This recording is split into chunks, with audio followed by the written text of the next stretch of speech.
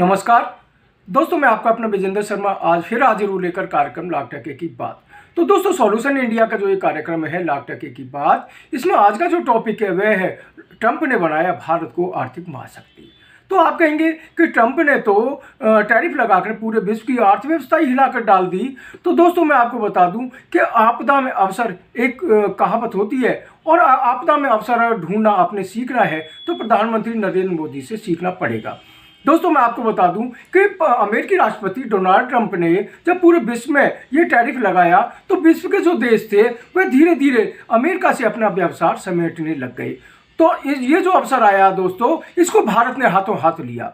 अब मैं आपको बता दूं दोस्तों, अभी हाल ही में आपने देखा होगा कि जो अपने यूरोपियन कंट्री हैं, इन्होंने भारत के साथ में फ्री ट्रेड एग्रीमेंट किया है। इसका मतलब ये है कि जो भारत ने अपना जो टैक्स सिस्टम है वहाँ से बहुत कम किया है, सरल किया है।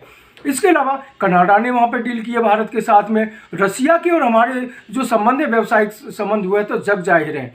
इसके अलावा दोस्तों, अभी हाल ही में अरब कंट्री का जो डेलीगेशन आया, उसने भी भारत के साथ में अपने जो व्यावसायिक रिश्ते हैं उनको सुधारने के लिए डील की है।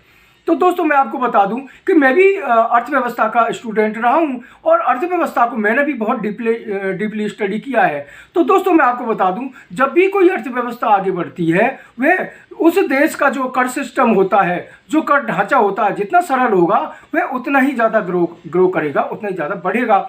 तो दोस्तों, मैं आपको बता दूं कि आने वाले समय में आप देखेंगे कि भारत में रोजगार के अवसर बहुत ज़्यादा सृजित होंगे, बढ़ेंगे। इसके अलावा भारत में प्रोडक्शन जो है बहुत ज़्यादा बढ़ जाएगी, क्योंकि विश्व के जितने भी देश ये भारत के साथ में ट्रेड डील कर रहे हैं, इनको सप्लाई करना भारत की सबसे बड़ी जिम्मेदारी होगी। तो दोस्तों, मैं आपको बता दूं, अब भारत में जो अर्थव्यवस्था है वह बहुत ज़्यादा मजबूत हो जाएगी। तो दोस्तों, मैं आपको बता दूं, इस संदर्भ में हमने जो आर्थिक मामलों के जानकार हैं सीए मोहनलाल सोनी, उनसे भी विस्तार से चर्चा। हेलो फ्रेंड्स, ये ट्रंप ने 50% टैरिफ लगाया इंडिया को डराने धमकाने के लिए, लेकिन इंडिया ने उसको बड़ी स्ट्रांगली फेस किया है और बिना कोई ज़्यादा शोर मचाए और बिना उसके ट्रंप के सामने गिड़गिड़ाने की बजाय उन्होंने उसके अगेंस्ट काफ़ी अच्छे एक्शन लिए हैं, जिसमें कि उन्होंने रशिया के साथ में अपने रिलेशन अच्छे रखे हैं, काफ़ी डिस्काउंटेड गोल्ड परचेज किया है।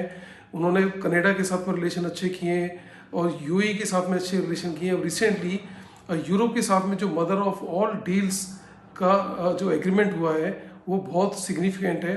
इसका मतलब कि जो यूएस के ऊपर जो सप्लाई जानी थी इंडिया से, एक्सपोर्ट होना था, अब वो बड़े आराम से यूरोप में डाइवर्ट हो जाएगा और अच्छी रेट्स पर होगा, तो जिससे इंडिया को बड़े लॉन्ग टर्म में फ़ायदा है। और जिसका रिफ्लेक्शन बजट में भी देखने को मिला है कि इंडिया ने अब अपने इंफ्रास्ट्रक्चर मैन्युफैक्चरिंग बेस को क्रिएट करने के लिए ज़्यादा फोकस किया है, जिससे कि ये जो ट्रंप का इम्पैक्ट है वो कम्प्लीटली नेगेटिव हो चुका है। और अब अमेरिका को समझ में नहीं आ रहा है कि ये कैसे इंडिया को फेस करें, कैसे इंडिया को हैंडल करें और कैसे इंडिया से वापस रिलेशनशिप को इम्प्रूव करें। तो ये इंडिया के लिए बहुत बड़ी बिग सिचुएशन है इस टाइम पर। और थैंक्स अपने प्रधानमंत्री जी का, तो इन्होंने जिस तरह से इस सारी सिचुएशन को कम्प्लीटली हैंडल किया है और ये अपने कंट्री के लिए बहुत अच्छी बात है। अभी हमारी इकोनॉमी नंबर 4 पर है और ये सब इतना जितने भी स्टेप्स लिए गए इसका मुझे लगता है कि ज़्यादा टाइम लगेगा नहीं कि 3 आने में और उसके बाद में यूएस को भी टेक ओवर करने में। तो बाई 2047 तक जितने भी टारगेट्स हैं विकसित भारत के, वो बड़े आराम से अचीव होते हुए दिख रहे हैं। Thank you very much.